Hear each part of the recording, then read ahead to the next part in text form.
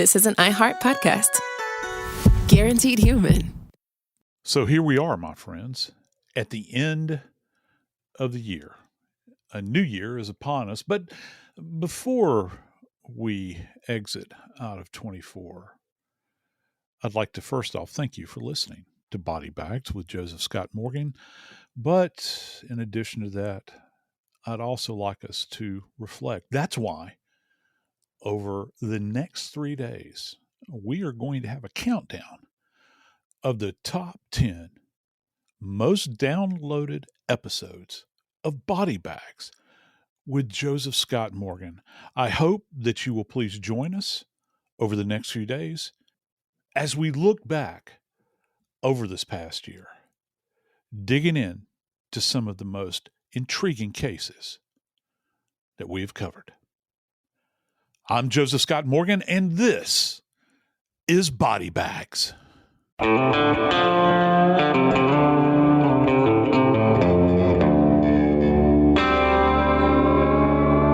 Body Bags with Joseph Scott Morgan.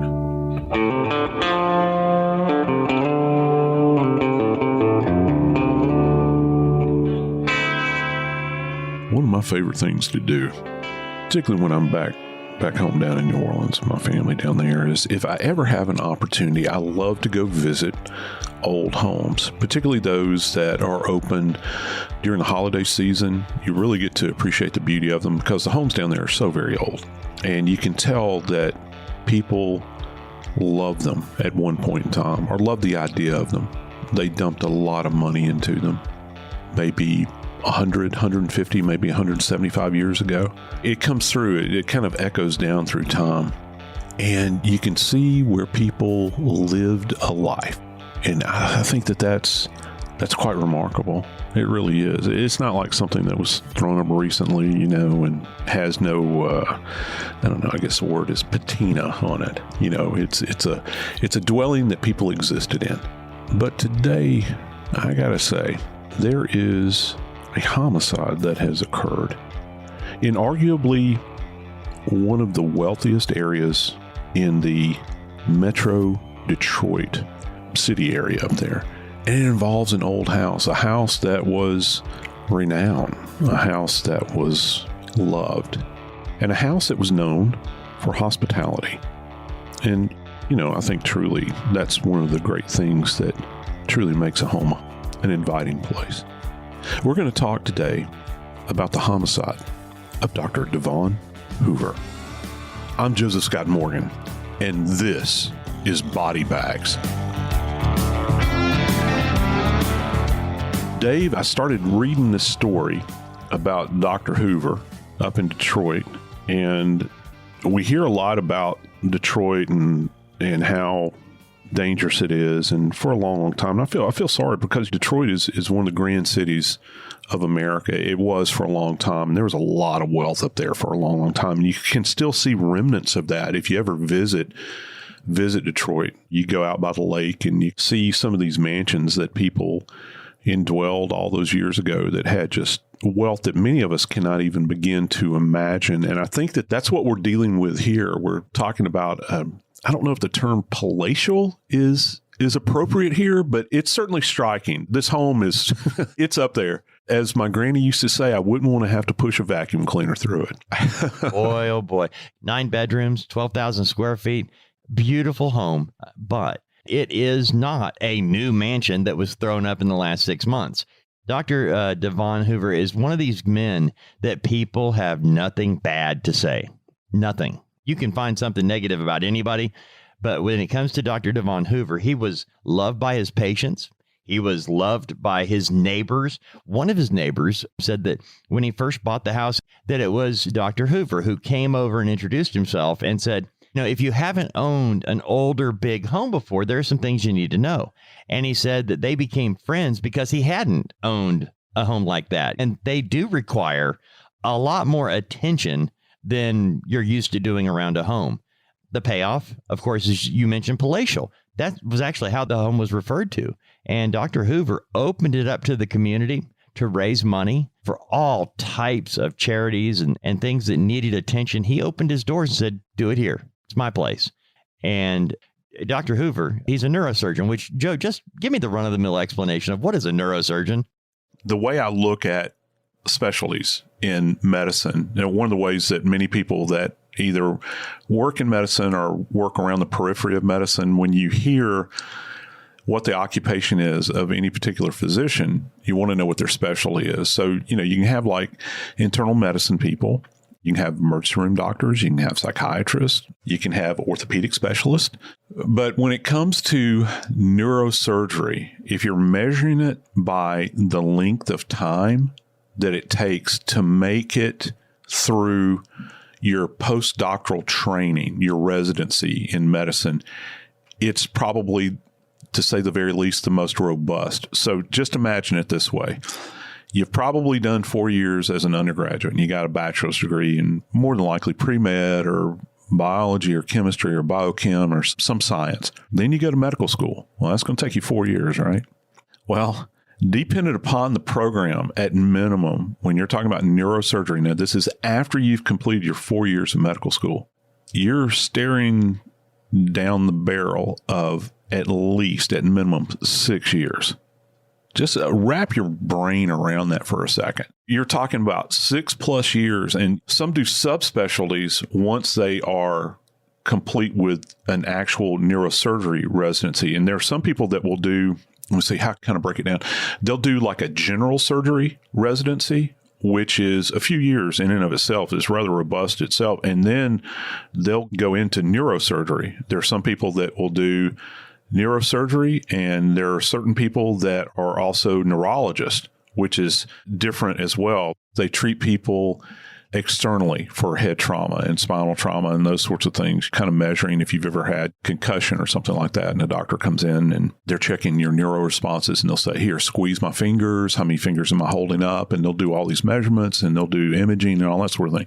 Well, Dr. Hoover, he would have had to do all of that, plus he's actually the guy that goes in and operates on the brain. And in his particular case, he specialized in the neck and in the spine. And so that's his area. So if you had any kind of spinal trauma or neck trauma, which spine neck, essentially the same thing, where you have the brain stem that comes out of the backside of the brain, all right? And then it literally turns into the spinal cord that extends down through the cervical vertebra and then through the thoracic vertebra, the lumbar. And so it controls, it's kind of like the neural pathway. It's the big highway that controls all of the little nerve endings that extend out through the body. So at any of those levels, you've seen people that are, say, paraplegics or quadriplegics, and depending upon where those injuries have taken place on the spine, dictates how their body is going to be compromised. So he would go in, and these people are fascinating to me, and they're having to do like microsurgery on these very, very delicate tissues. That's how skilled this guy was. All I can think of is when Judge Smells looks at Danny in Caddyshack and says, well, the world needs ditch diggers too, boy. That's where I am. If I was faced with those choices, Joe, I would be on the ditch digger side. I don't even understand 2/3 of what you just said. There's nothing wrong with ditch diggers, man. And as Judge Smale says, the world needs them. But the thing about Dr. Hoover, the fact that he did this, he was essentially married to his work. And you'll find many people that are like this, that operate at that high level. There's no way I could do it. I don't have the intellectual capability. And, sometimes this is what's amazing about him. I'm not saying it's the case with every neurosurgeon. Don't get me wrong. Don't misquote me. Many times they're so very intense. Have you ever met somebody that's so very intellectually intense that it almost seems like they'll brush you off, or they don't have time for you, or maybe they don't have a good bedside manner if they're a physician? That's not Devon Hoover. He had a way about him that his patients, these people that he treated, genuinely liked this guy. And by extension, he's got this beautiful home that he's probably dumped. You can only imagine how much money, because it's not just, once you have an old home, just the upkeep alone, and can you imagine on 12,000 square feet, just the upkeep alone is a real burden. But he's inviting people to his home. He was regarded as kind of a warm, hospitable person. And the horror of this case is the fact that the house is the site of this, a place that probably brought a lot of joy. I can only imagine just looking at this place externally, how beautiful this thing would have been decorated probably at Christmas time. I'm sure it was striking. It was probably, if they have a tour of homes, it was probably on the tour of homes, warm and inviting, and that something so horrible could happen to this man that was so beloved and so skilled at what he did. And it's not just hospitality and his outreach to the community. It's the fact that Dave, he could go in and he could actually aid in the repair and recovery of people that had sustained catastrophic injuries.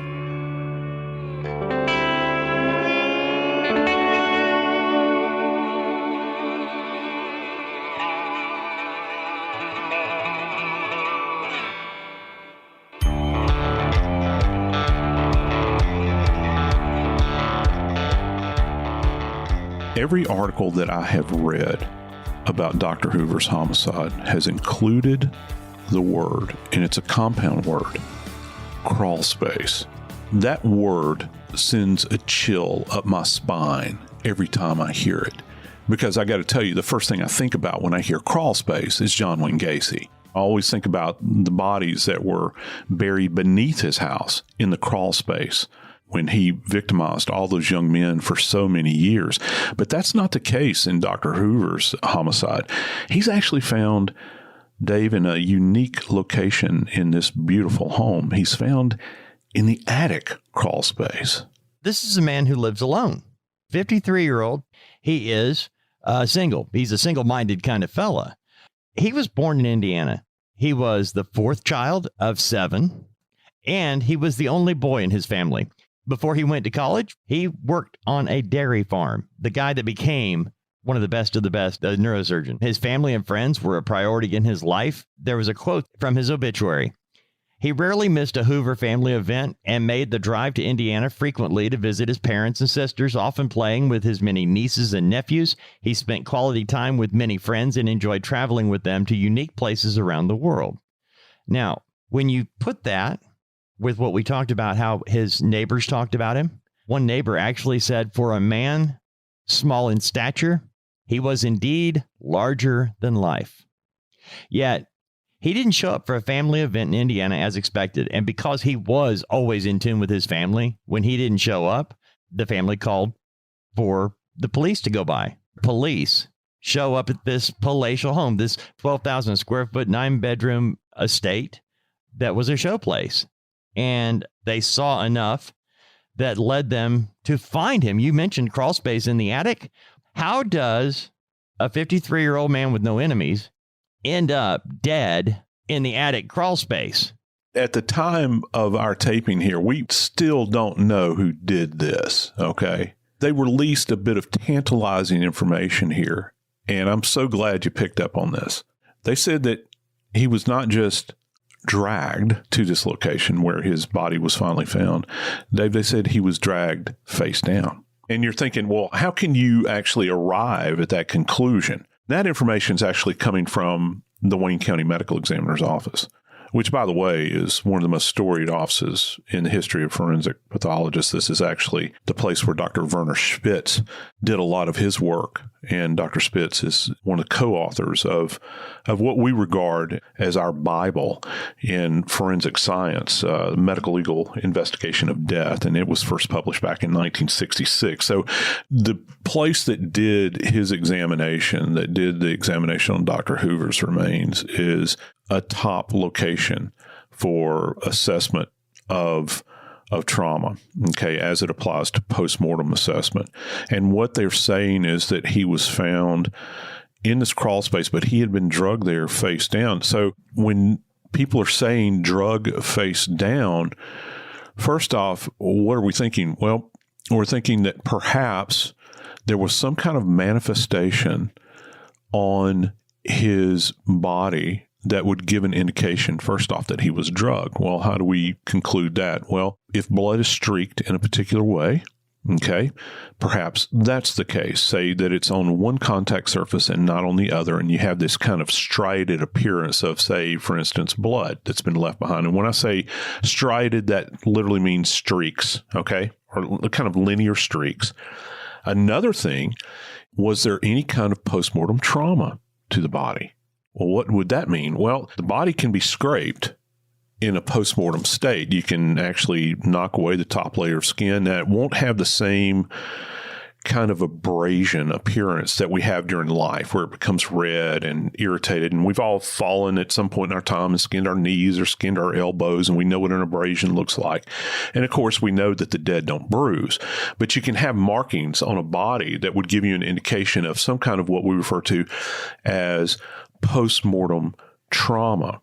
Now, a third way that this could happen, and perhaps one of the most chilling, is that we wonder, well, had postmortem changes begun to take place to the point where there was a reorientation of the body from where it had initially laid and to where it was finally found resting. And what I mean by that, one of the things that we would look for is deposition of postmortem lividity. In other words, that settling of blood.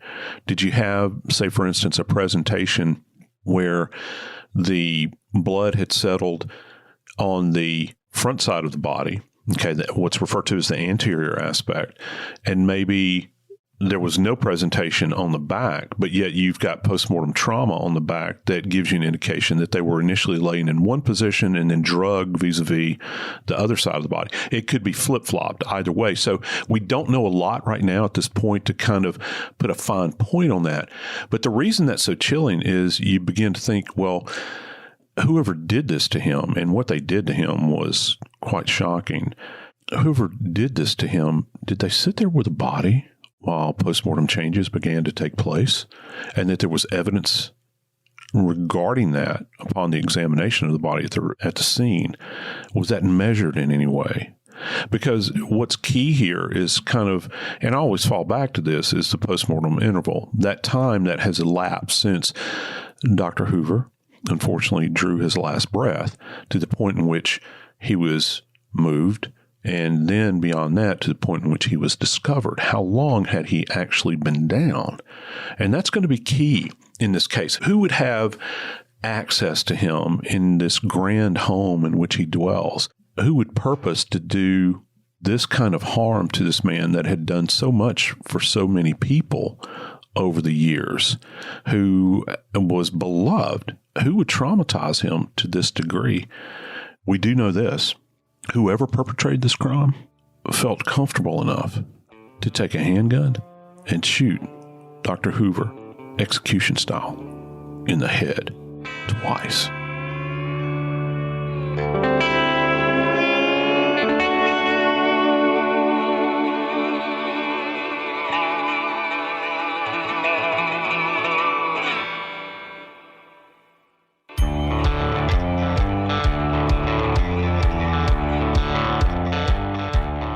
When you see a big house, you ride by it, you look at it, at least I do, and I think, what in the world goes on in there? You think, what kind of history indwells those walls?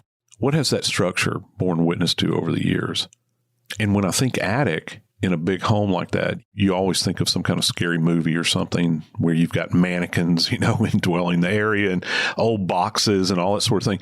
But, I think that the attic in this place was probably a storage location that Dr. Hoover would have gone into regularly. He's probably always decorating his home. Certainly you think around the holidays, he's going to be inviting people over. Maybe he kept his Christmas decorations or Easter decorations or those sorts of things up in the attic so you'd have easy access to them. Joe, let me back up for a second. Let me get back to this. I'm curious as to how this happens, and you're going to have to fill in the blanks. All right, we've got Dr. Hoover. His family asks the police to go by and do a welfare check. When they get there, we don't know if there was anybody there when they got there. We know the police said there was no forced entry, and they believe that Dr. Hoover knew who did this to him. So staying with that, I'm trying to picture, what did the police see when they got in there that led them to the attic? Because obviously you mentioned the person that did this, they felt comfortable enough in the home to shoot him dead in one place and to drag his body, you mentioned, face down. I mean, who does that? If you care about somebody, even if you have done this, all I could think of is dragging this person upstairs with his head hitting every stair along the way. You know, you hear us talk a lot in forensics about drag marks and those sorts of things. As I had mentioned, or I had alluded to, Dr. Hoover sustained massive head trauma. He actually sustained 2 gunshot wounds to the head. One of those wasn't close and the other one was. How do they know that, Joe? How do they determine this? The way this is determined, first off, if you look at the one that they're referring to as an indeterminate distance, which what that means is it's, and depending upon the weapon that's used, you have to kind of qualify that when you say that. Anything that's essentially about 18 inches away from the point of impact, you're not going to have any kind of soot deposition or powder deposition around the wound. You're certainly not going to have what's referred to as like a gas injury, where you'll get kind of a stellate wound that you see with like press contact.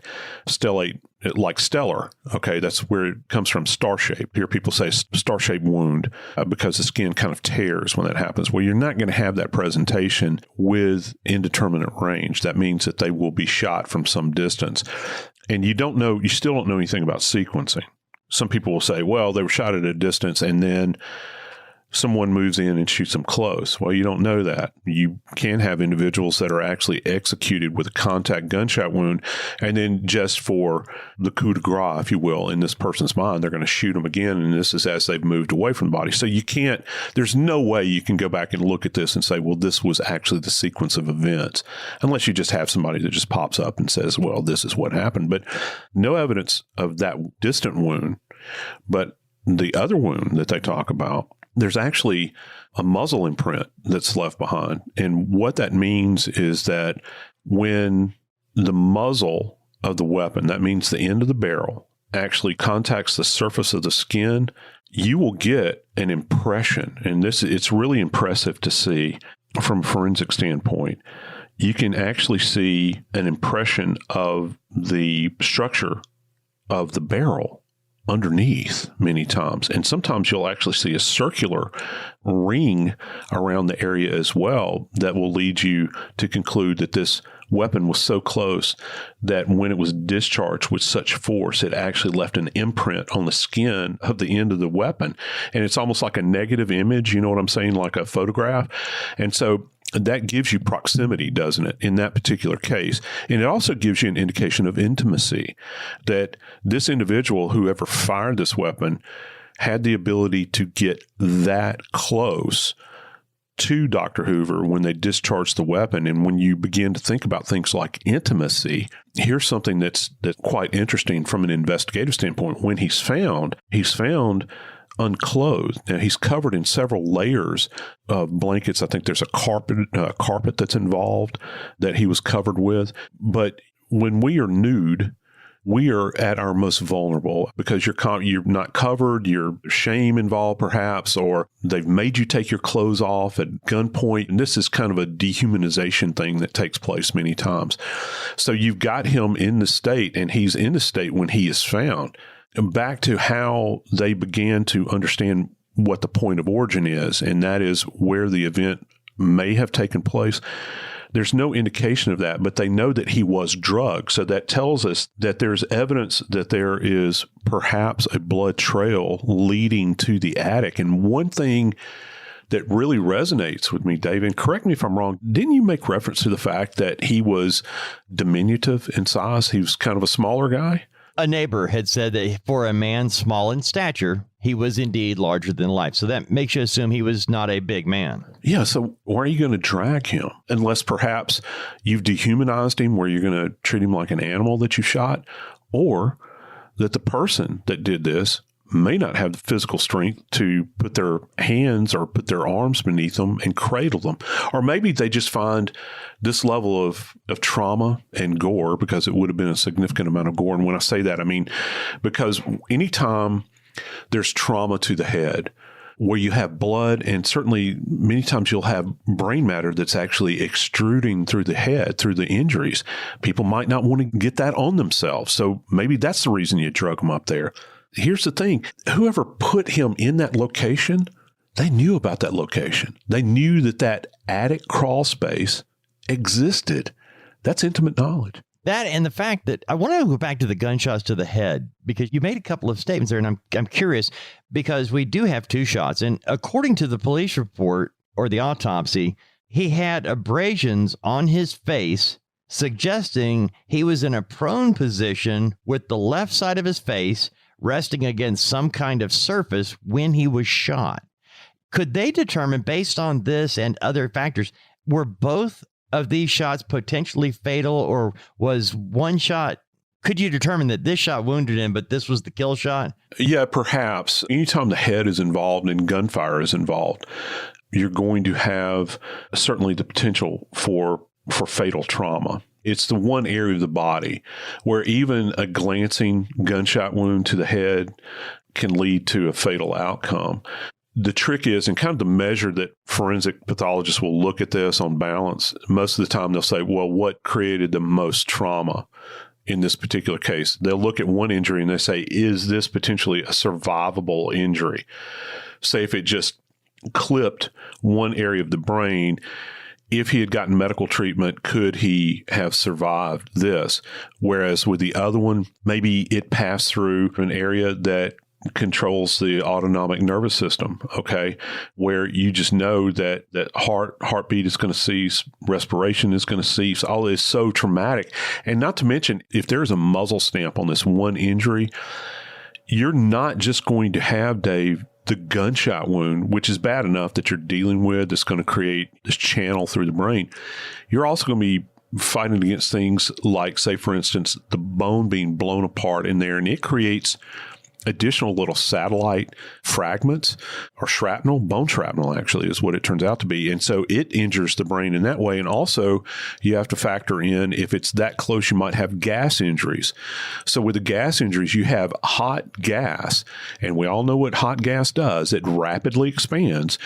It goes into the cranial vault, and you'll have this massive fracturing that takes place in the skull. So you've got multiple things at multiple layers here that are occurring, that any number of these things could be fatal in and of themselves.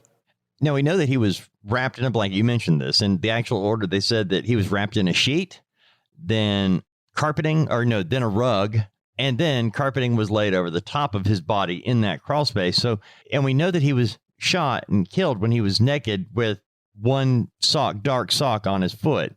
You mentioned being humiliated by being nude and being taken down like this. Would there have been, when the police are on the scene trying to figure everything out, would they be taking like clippings under his fingernails to see if there was a little bit of a fight or anything? Yeah, they would. And typically that's going to happen at the morgue. People will see us at scenes where we bag the hands. And we've talked about that in previous episodes, but our hands are those things through which we defend ourselves. It's those things through which we, just from a tactile sense, that we sense the world around us. I mean, even as small children, we're touching things, okay? It's an extension of our brain, essentially, and we're touching things, and that information is coming in. So the hands are bagged traditionally at the scene, and then when we get the body into a controlled environment at the morgue, we'll do nail scrapings. Okay, we'll do the nail scrapings. We'll catch all of the debris that are under the fingernails, because this is a very intimate event. Remember, he's nude. And then we'll do nail clippings to look if anything is there in the clippings themselves. And they will probably, believe it or not, they would probably do a gunshot residue test on his hands. People might not think about that, but we actually do, to see if, for instance, if there was any way, let's say, for instance, the gunshot wounds to the back of the head, which we think that it approximates, those 2 gunshot wounds are essentially in the rearward areas of the head. If he's got his hands up, okay, behind his head, and he's shot in the head, that can be a valuable piece of information as to his posture, what his relationship was with the individual that shot him, a physical relationship from the end of the muzzle to his body. And you might have soot deposition on the hands. So you'll do that. And of course, here's the most glaring thing many people don't actually think about, Dave. I don't know if you've thought about this, but even though he's a male, he's nude. Guess what we're going to do? Actually going to do a rape kit. We're going to do a rape kit on him. And some people don't think that we do those on males, but we do. We actually do. It actually makes sense when you think about the fact that he is naked and rolled up in a blanket. If he was shot in the back of the head due to a bad debt and left it, they wouldn't take trouble to hide him or anything else. Because obviously whoever did this, Joe, did not take a lot of time to clean up or anything else, because police were able to go there on a welfare check and find his body in the attic. They were able to do that in a welfare check. So obviously they didn't walk in and go, hey, everything looks fine here, and turn around and taking it on the heel. No. They saw evidence of something had occurred in this environment. And I'm sure it was quite horrific. When these police officers showed up and they're looking through the house, they're doing a safety check. It's a welfare check. Can you imagine if it's two of them? I have this vision in my mind, this image in my mind of one guy looking at the other guy and saying, uh-oh, this doesn't look good. And then they follow the blood trail and it leads into some small door up in the attic area. And there they find his remains in there. And here's a big piece. Remember what you said early on. They said there was no signs of forced entry at this place. So that gives you an indication that the individual may have been there before, that they knew the doctor. And also, we go back to this idea of covering up the body. Why do you want to cover the body? What's your purpose for you just executed this man? Why are you going to go and not just cover him once? You're going to layer him. It's almost like you're tucking him in. Why are you going to put all these layers on top of him? What's your purpose? You're trying to hide him? Well, we know that you've taken him to the crawl space up there, but why go to all of that trouble? Again, if his face was covered, we can assume that it was. Many times face covering is associated with an intimate act because the individual does not want to look the individual in the face that they've just done this great harm to. Oh, now that makes sense. I was confused about how a guy that is naked with one sock on, shot twice in the head, then drug on his face up to his what will be a temporary final resting place. But then the perpetrator takes the time to roll him up in 3 layers of blanket and carpet and then placing him in this crawl space so that he's covered up after this humiliation and devastating act. Yeah, and I got to tell you, Dave, I have real hope in this case that they're going to find out who did this. I know that they have taken somebody into custody. They had to release them, but they have taken one person into custody and questioned them and subsequently released them. What's this area like? Well, we've determined that Dr. Hoover's home is quite fine. It's quite palatial, as we said when we started this conversation. I would think that there would be security cameras around this area. And I would think that if the police went around and they were to collect footage, now a lot of this is going to be dependent upon the time of day when it happened, they might be able to collect an image. And of course, as we know, in all cases like this, that as you begin to work the case, you extend outward. Who are the intimates in his life? Who has he had recent contact with? Who has he had a beef with? Who has he maybe been in a relationship with? Who would want to absolutely destroy this fine man? I'm Joseph Scott Morgan, and this is Body Bags.